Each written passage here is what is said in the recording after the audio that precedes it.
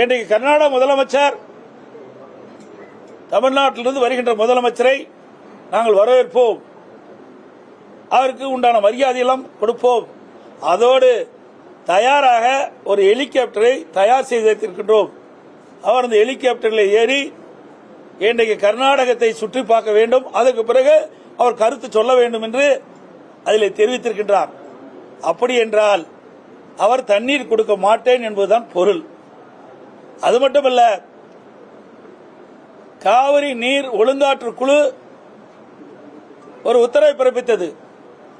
தமிழ்நாட்டிற்கு 15 நாளுக்கு தினந்தோறும் 3500 டிஎம்சி தண்ணீர் கர்நாடக அணையிலிருந்து காவிரிக்கு தண்ணீர் திறந்துவிட வேண்டும் என்று உத்தரவு பிறப்பிக்கப்பட்டிருந்தது. நேற்றைய தினம் காவிரி மேலாண்மை ஆணையம் அதை உறுதிப்படுத்தியுள்ளது.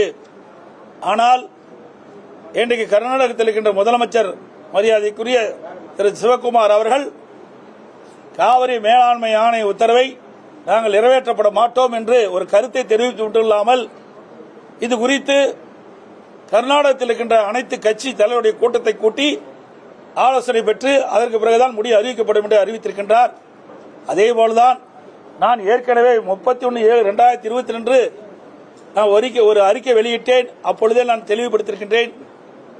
இன்றைக்கு மேகதாது பிரச்சனை என்பது ஒரு உணர்வுபூர்வமான பிரச்சனை. இந்த பிரச்சனை குறித்து தமிழ்நாட்டில் இருக்கின்ற அனைத்து கட்சி தலைவருடைய கூட்டத்தை கூட்டப்பட வேண்டும். அதோட தமிழ்நாட்டில் இருக்கின்ற டெல்டா மாவட்டத்தில் இருக்கின்ற முக்கிய விவசாய சங்கத்தினுடைய பிரதிநிதிகளை அழைத்து அவருடைய கருத்துக்களையும் கேட்டறிந்து பிறகு சட்டங்களோடு கலந்து பேசி இதற்கு ஒரு நல்ல தீர்வு காண வேண்டும் என்று வலியுறுத்தினோம். நான் சொன்ன கருத்தின் போலே பல்வேறு அரசியல் கட்சி தலைவர்களும் கருத்தை தெரிவித்திருக்கின்றார்கள். ஆனால் இதுவரை தமிழக முதலமைச்சர் வாய் திறந்து இதற்கு பதில் சொல்லவில்லை. இதுதான் தற்போது நிலைமை. ஆகவே இது உணர்வுபூர்வமான பிரச்சனை, இன்னைக்கு விவசாயியுடைய வாழ்வாதார பிரச்சனை என்பதை இந்த அரசு உணர வேண்டும். அதோடு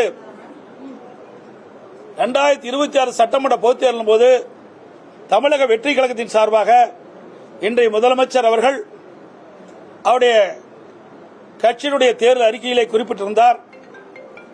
தமிழக வெற்றி கழகம் ஆட்சிக்கு வந்தால் விவசாயிகள் வாங்கிய, அதாவது விவசாயிகள் தொடக்க வேளாண் கூட்டுறவு சங்கத்தில் வாங்கிய பயிர்க்கடன், சிறு குறு விவசாயிகள் 5 ஏக்கருக்குள் இருக்கின்ற விவசாயிகளுக்கு அவர் வாங்கிய கடன் முழுவதும் தள்ளுபடி செய்யப்படும்.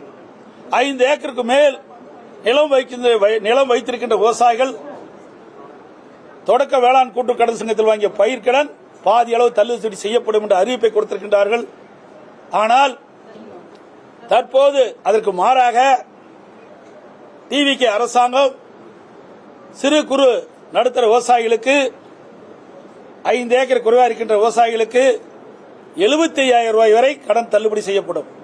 அதற்கு மேல் யார் கடன் வாங்கியிருந்தாலும் அந்த கடனில் பாதி 35,000 ரூபாய் தான் கடன் தள்ளுபடி செய்யப்படும் என்ற அறிவிப்பை வெளியிட்டிருக்கிறார்கள். இந்த விவசாயிகள் மிகுந்த அதிர்ச்சிக்குள்ளாகி இன்றைக்கு தமிழ்நாட்டில் இருக்கின்ற பல்வேறு விவசாய சங்கங்களும் விவசாயிகளும் ஆங்காங்கே போராட்டத்தை நடத்தி கொண்டிருக்கின்றார்கள்.